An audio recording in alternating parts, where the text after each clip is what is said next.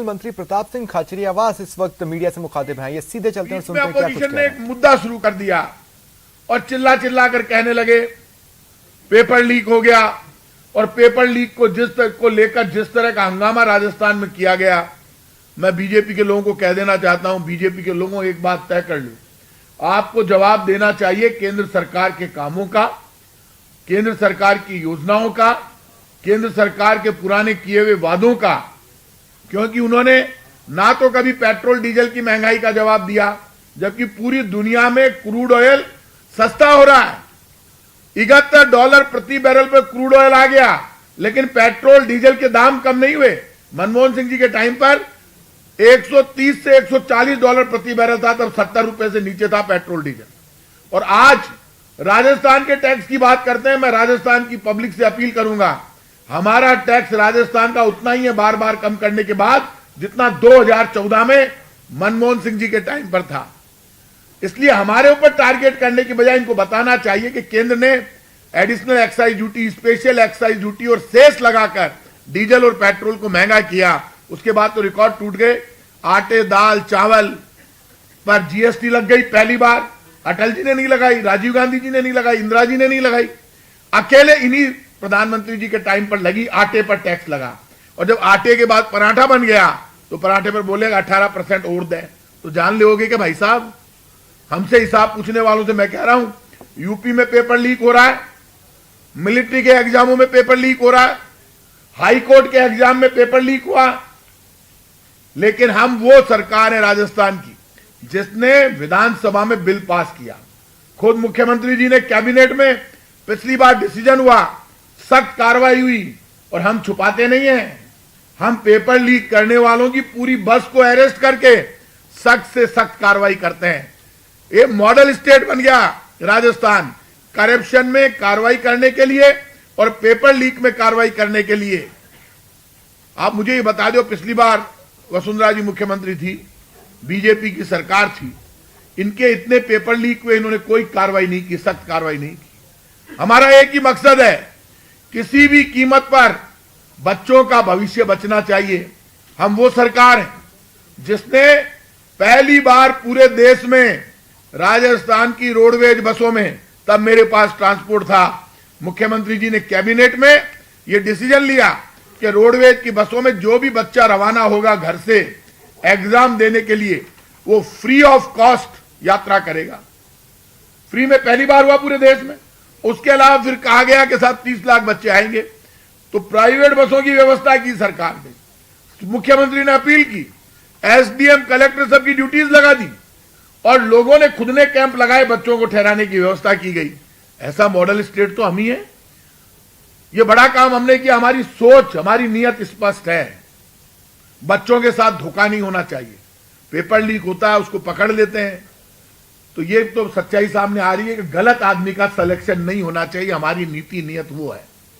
लगातार नौकरियां दे रहे हैं, आगे भी नौकरियां देना चाहते हैं। इसलिए पेपर लीक के बाद शुरुआत में सबसे पहले मुख्यमंत्री ने और पूरी कैबिनेट ने, गहलोत साहब और पूरी कैबिनेट ने, पेपर लीक को लेकर डिस्कस हुआ कि भाई पेपर लीक के मामले में और कितना सख्त हुआ जा सकता है। मकान तोड़ दिए, अरेस्ट कर लिया, किसी को छोड़ा नहीं। मैं बीजेपी के लोगों से कहूंगा, रोड़ा ही रोड़ा करो, आपके पास कोई प्लान है, कोई सोच है, कोई विजन है, क्योंकि वसुंधरा जी तो इनकी सुनती नहीं थी। वसुंधरा जी के टाइम पर पेपर लीक की कोई चिंता भी नहीं थी किसी को, और आप खुद भी जानते हो, ये लोग तो सामने आकर जवाब ही नहीं देते थे। यहां तो चीफ मिनिस्टर से लेकर पूरी सरकार सामने आकर जवाब दे रही खुल के। तो इससे ज्यादा सख्त कार्रवाई पूरे देश में कहीं नहीं हुई। पेपर लीक सब जगह हुए, लेकिन हमारा जो डेवलपमेंट का और वेलफेयर का मॉडल है, उस मॉडल को डाउन करने के लिए बीजेपी प्रदेश का माहौल बिगाड़ना चाहती है। बीजेपी जानती है कि जिस सरकार ने लगभग 80% वादे पूरे कर दिए 501 में से जन घोषणा पत्र के, उस सरकार से उलझना चाहते हैं। आप मुझे यह बता दो, आज हमारे हेल्थ से सेक्टर पे डिस्कस हो गया, एजुकेशन पे डिस्कस हो गया, अब नई तैयारी है।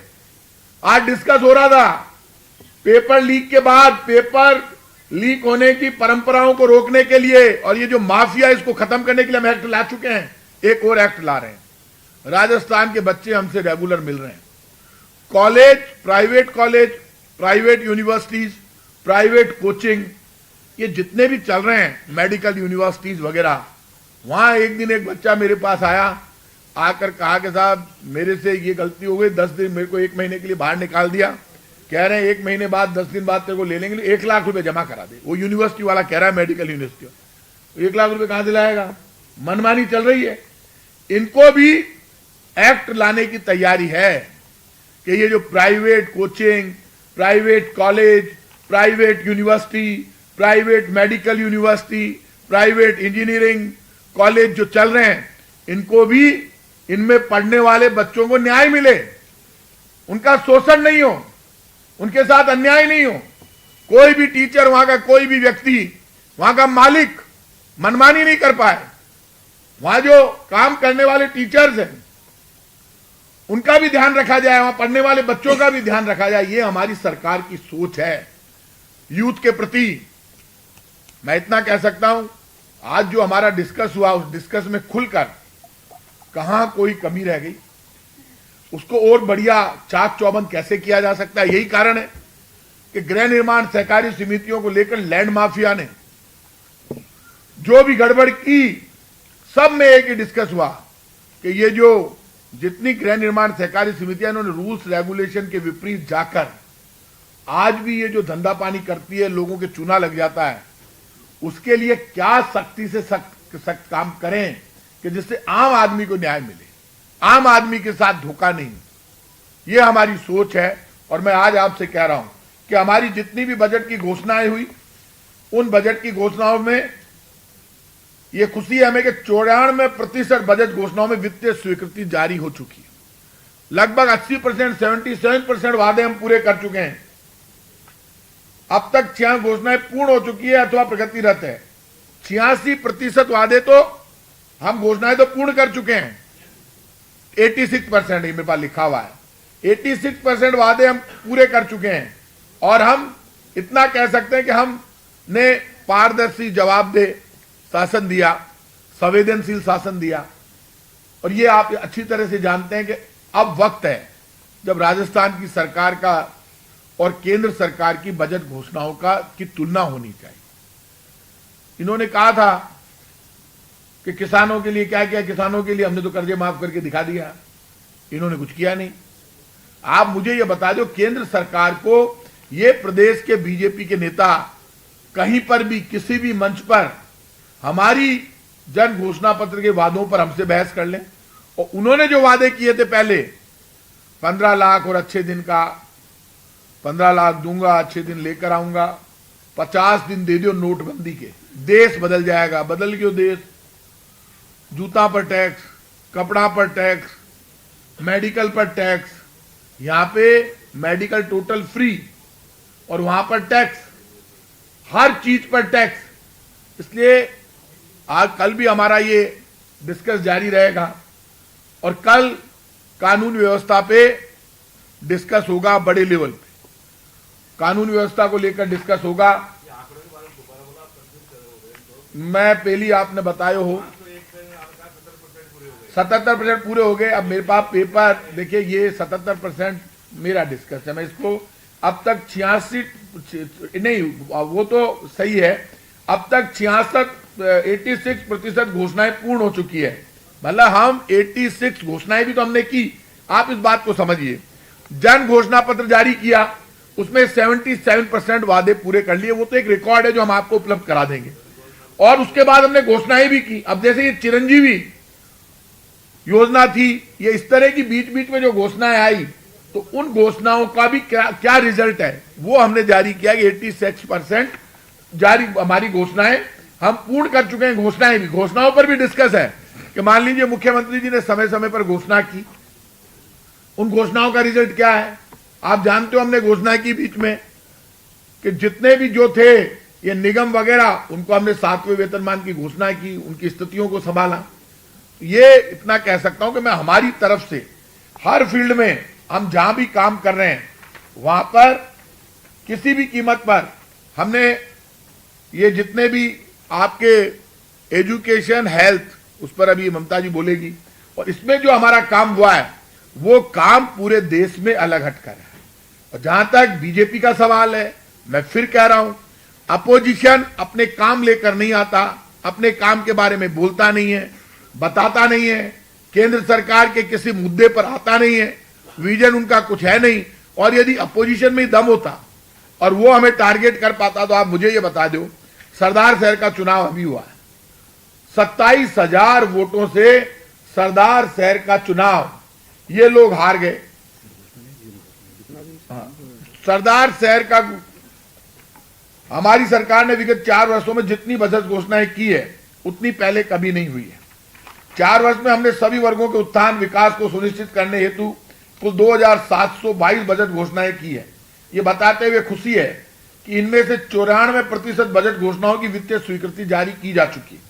अब तक 86% घोषणाएं पूर्ण हो चुकी है। अब तक 86% घोषणाएं पूर्ण हो चुकी है अथवा प्रगतिरत है। जन घोषणा पत्र में हमारी सरकार की कथनी और करनी में कोई अंतर नहीं है। जनता से हमने जो भी वादे किए उन वादों को पूरा करने का हमने हर संभव प्रयास किया। जहां तक प्रदेश का सवाल है, आप खुद इस बात को जानते हैं, राजस्थान एकमात्र ऐसा प्रदेश है जहां के एमएलए को 5 करोड़ रुपए का फंड मिल रहा है एमपी के बराबर। ऐसा नहीं है कि वो बीजेपी वालों को नहीं मिल रहा, बीजेपी वालों को भी मिल रहा है। सड़क यदि हमको मिल रही है कांग्रेस के एमएलए को, तो बीजेपी वालों को भी मिल रही है। सोच एक है, पूरे प्रदेश का विकास होना चाहिए। पूरे प्रदेश में गांव, शहर, कस्बा सबका डेवलपमेंट होना चाहिए। तो इसलिए हमारी जो योजनाएं हैं, आप ये मानकर चलिए, हमने हमारी तरफ से कोई कसर नहीं रखी और हम ये उम्मीद करते हैं, आज मैं आपसे कह रहा हूं कि ये बीजेपी कितना भी कर ले, हमारा काम बोलता है, बीजेपी का झूठ बोलता है। आप देख लेना, 100% पूरे देश में रिकॉर्ड टूटेगा। राजस्थान में जिस तरह की हमारी योजनाएं डायरेक्ट काम लोगों को फायदा हो रहा है, उससे हमें तय बात है कि राजस्थान की जनता का आशीर्वाद हमें एक बार फिर 2023 में मिलेगा। इसलिए मैं अब हमारी कोई सवाल हुए तो पूछ लो। आप बीजेपी में तो आरोप लगा रहे हैं कि बीजेपी सचिन पायलट ने आज परबंसर की सभा में कहा है कि छोटे आरोपियों को पकड़ना छोड़े पेपर लीक मामले में और बड़े जिम्मेदार लोगों पर कार्रवाई की है। आप उसकी पार्टी के नेता भी सरकार को कहते हैं। एक बात मानकर चलना, सचिन पायलट जी हमारी पार्टी के पूर्व प्रदेश अध्यक्ष हैं, पार्टी के पूर्व उप मुख्यमंत्री हैं। आप ये मानकर चलिए, सचिन पायलट जी ने कोई सुझाव दिया है तो सचिन पायलट जी का सुझाव वो बड़े आरोपी, मैं तो कह रही हूं पायलट साहब भी कोई को नाम बता दे ना आरोपी को, तो बी ने भी को नहीं छोड़ा। आप मान कर लो, पायलट साहब भी हमारे घर के ही तो हैं, दूर तोड़ना हमसे, तो उनसे पूछ लेंगे, कोई दिक्कत नहीं है। आप पायलट साहब का कोई सुझाव होगा तो ले लेंगे। पायलट साहब हमारे सीनियर लीडर है, कोई दिक्कत नहीं है। अचीवमेंट आपने सारे बता दिए, चिंतन में वो तो बताइए कि कमियां कहां रह गई जिनको दूर करके आप चुनाव में जाएंगे जनता के सामने। ये आपने जो एक बात बताओ मन, सारी कमियां माकी माकी पूछो। बीजेपी वाला रोज भाटा की देरी को नहीं पूछो थे, आने पूछा करो रोज ही ना दे भाटा ले पराठा पर 18%। अरे मैं आ कह रही हूं, बहुत तो पूछ बात, ठीक बात है, बीजेपी को नहीं, मैं इसलिए आपको सुझाव दे रहा हूं, बाने भी पूछ लिया करो थोड़ो घणो। और ये जो कमियों की बात है, आप ये बात मानकर चलना, चिंतन शिविर ये पहला चिंतन शिविर है जिसमें मिनिस्टर प्रेजेंटेशन दे रहा है, डिस्कस हो रहा है। और ऐसा नहीं है सिर्फ प्रेजेंटेशन है, बाकायदा डिस्कस हो रहा है सब मिनिस्ट्रों में, अधिकारियों में। खुद मुख्यमंत्री रेफरी बनकर देख रहे हैं। यदि कोई और मिनिस्टर कर रहा है, मेरा कोई सुझाव है तो मैं डिस्कस कर रहा हूं, उसको आगे कैसे प्लान वे में पूरा करना है, विद इन ए डेज करना है। ऐसा नहीं है कि वो डिस्कस होकर खत्म हो जाएगा, वो एग्जीक्यूट करेंगे, काम होगा। वो पूरा डिस्कस हो रहा है, सिर्फ प्रेजेंटेशन नहीं है, पूरा डिस्कस है खुल के। एक तरफ तो आप चिंतन शिविर कर रहे हैं, सचिन पायलट जी रैली कर रहे हैं, बीजेपी आरोप लगा रही है एक ही जाजम पे नहीं है, अलग अलग। आपने चिंतन शिविर इसलिए किया है कि सारे मंत्री यहाँ पे रहे, सचिन पायलट की कोई जाए नहीं। एक बात मुझे ये बताइए यार, कैसी बात करते हो आप? ये चिंतन शिविर मंत्रिपरिषद का है, जो इसमें अधिकृत है वो सब आए। तो ये आप बात करते हो इस तरह की कि दो जाजम कटे। मैडम काहे करे लिया को बीजेपी वालों को? आप ये मानकर चलना कि हमारे यहां पे तो राहुल गांधी के नेतृत्व में सब एक साथ खड़े हैं, आपने खुद ने देखा। और राहुल गांधी की यात्रा के बाद जिस तरह से जीएसटी कम हुई है, किराएदार की 18% जीएसटी वापस ले ली केंद्र सरकार ने। जितना राहुल गांधी और कांग्रेस मजबूत हो रहे, राजस्थान से राहुल गांधी आगे निकले, उस बॉर्डर से लेकर उस बॉर्डर तक इनके तो जन आक्रोश यात्रा के पहिए खोल के ले गई जनता, भाग गई, बाटा पर खड़ा जन आक्रोश रथ गायब हो गया। बेड ढूंढ रही है पब्लिक, खटे गया। जन आक्रोश रथ कहां पर है आप तो मुझे बता दो। अब ये जोड़ लगा रहे हैं कैसे भी कि अब जन आक्रोश सभा करके, जन आक्रोश इनके खिलाफ है। हमारी यात्रा सक्सेस होती है, हमारा हर प्रोग्राम सक्सेस गया है, चाहे वेलफेयर का हो, डेवलपमेंट का हो, राहुल गांधी की यात्रा, सब प्रोग्राम हमारे हिट गए। प्रताप जी, पिछले सरकार में हेलो प्रताप जी, हाँ बोलो, बताओ। पिछली सरकार में वसुंधरा जी ने स्टेट हाईवे फ्री किया था। आपने अपनी दिल्ली सरकार आने के बाद वो स्टेट हाईवे को वापस टोल एक बात मानकर चलना, जब चुनाव के 2-3 महीने बचे थे ना, तब उन्होंने ऐसा किया था। जिस राजस्थान में हमने सब तरफ सड़कों का जाल बिछा दिया, कोई कमी नहीं रखी, जहां पे टोटल 1 करोड़ लोगों को पेंशन जा रही हो, जहां टोटल मेडिकल फ्री हो, जहां एजुकेशन के महात्मा गांधी मॉडल स्कूल खुल गए हो, तो आप ये मानकर चलना, जहां जब भी पब्लिक के वेलफेयर की या कहीं उसको रिबेट देने की जरूरत होगी तो सरकार आगे काम करेगी। ममता जी क्या हो गया?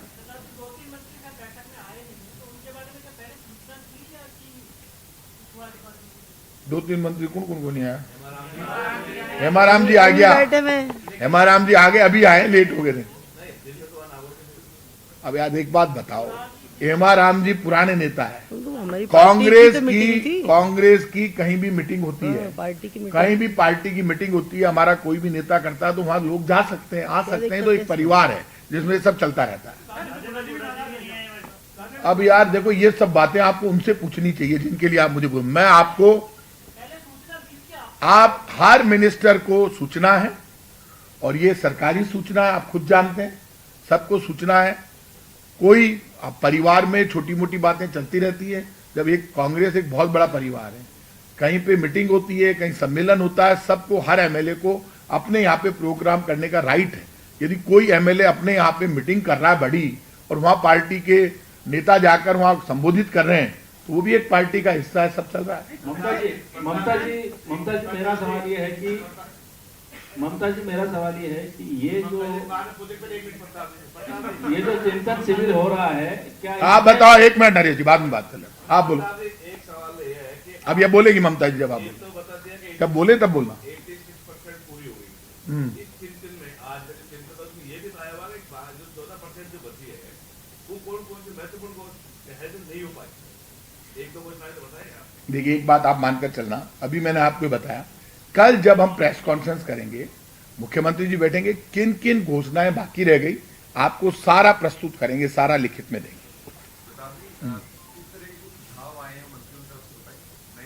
देखिए, मंत्रियों की तरफ से ये बात मानकर चलना, अधिकतर मिनिस्टर्स में आपस में एक दूसरे के डिपार्टमेंट में सबने सुझाव दिए हैं, सारे मिनिस्टर्स ने सुझाव दिए, और वो सुझाव देना